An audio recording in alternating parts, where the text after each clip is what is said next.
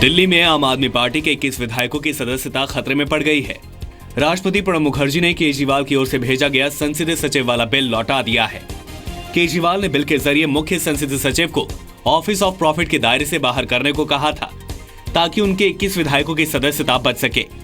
इसी बीच केजरीवाल ने ट्वीट कर दावा किया है कि उन्होंने किसी एमएलए को एक पैसा नहीं दिया, सभी 21 एमएलए मुफ्त में काम कर रहे थे।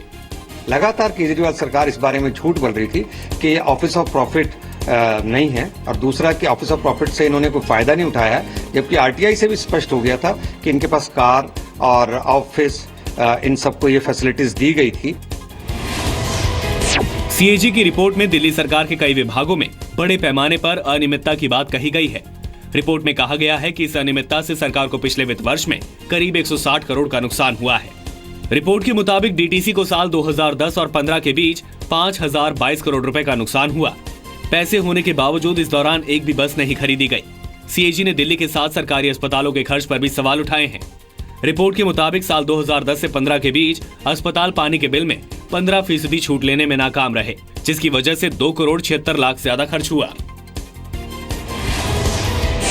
मुंबई से सटे कल्याण में गंदा पानी पीने से दर्जनों गांव के सैकड़ों लोग बीमार हो गए हैं। करीब 200 लोगों को अस्पताल में भर्ती कराया गया है, जिसमें से कई की हालत गंभीर है। लोगों ने खडवली नदी के पास के कुएं से बिना फिल्टर पानी पी लिया था। सरकारी अस्पताल में जगह की कमी होने की वजह से कुछ लोगों को निजी अस्पताल में भी भर्ती कराया गया है।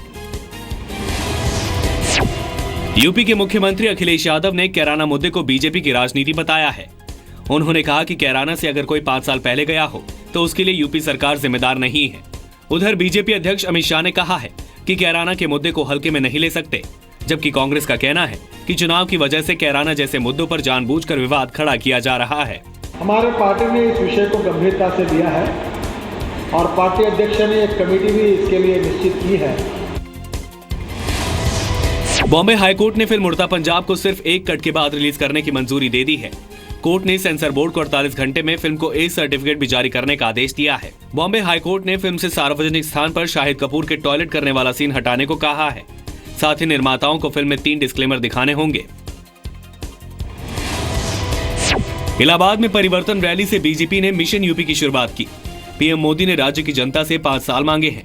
मोदी ने कहा कि सरकार बनने के बाद अगर उनकी पार्टी काम ना करे तो जनता उन्हें लात मार कर हटा दे। रैली में पीएम ने मुलायम और मायावती पर निशाना साधते हुए कहा कि यूपी में लूट खसोट के लिए दोनों के बीच 5-5 साल की ठेकेदारी है। उनकी जुगलबंदी है, 5 साल हमारी बारी, 5 साल तुम्हारी बारी।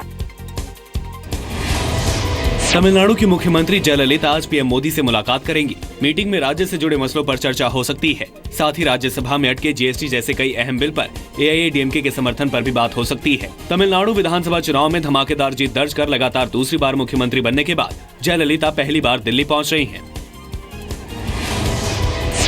जम्मू के उधमपुर में सोमवार को श्रीनगर से आ रही बस में छिपे आतंकियों ने सीआरपीएफ और पुलिस की टीम पर हमला किया। हमला उस वक्त हुआ जब पुलिस और सीआरपीएफ की ज्वाइंट टीम बस की तलाशी ले रही थी। इस हमले के बाद जवाबी कार्रवाई में सुरक्षा बलों ने एक आतंकी को मार गिराया। मुठभेड़ के दौरान 2 जवान और 2 यात्री भी घायल हुए हैं। अब भी आतंकी और सुरक्षा बलों के बीच मुठभेड़ जारी है। पूरे इलाके को खाली करा लिया गया है। अमेरिका की खुफिया एजेंसी एफबीआई के डायरेक्टर जेम्स कमोय का कहना है कि ऑरलैंडो नाइट क्लब में फायरिंग करने वाला उमर मतीन विदेशी आतंकवादियों से प्रभावित हो सकता है। एफबीआई को मतीन के रेड क्लैश होने की भी आशंका है। फ्लोरिडा शूटिंग में एफबीआई अब तक 100 लोगों से पूछताछ कर चुकी है, जिन पर वारदात में शामिल होने का शक है, लेकिन एफबीआई ने उन लोगों से किसी तरह का खतरा होने से इनकार किया है।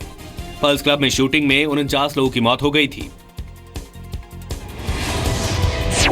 चेन्नई में पेरम्बूर इलाके के एक निजी स्कूल में छात्र और छात्राओं को क्लासरूम में अलग अलग बिठाने का मामला सामने आया है। इसके पीछे स्कूल प्रशासन की दलील है कि छात्रों और छात्राओं को एक दूसरे के लिए आकर्षित होने से रोकने के लिए फैसला लिया गया है। स्कूल प्रशासन के इस फरमान का विरोध भी शुरू हो गया है। नाराज अभिभावकों ने मैनेजमेंट से जल्द इस फैसले को बदलकर पुरानी व्यवस्था बहाल करने की मांग की है।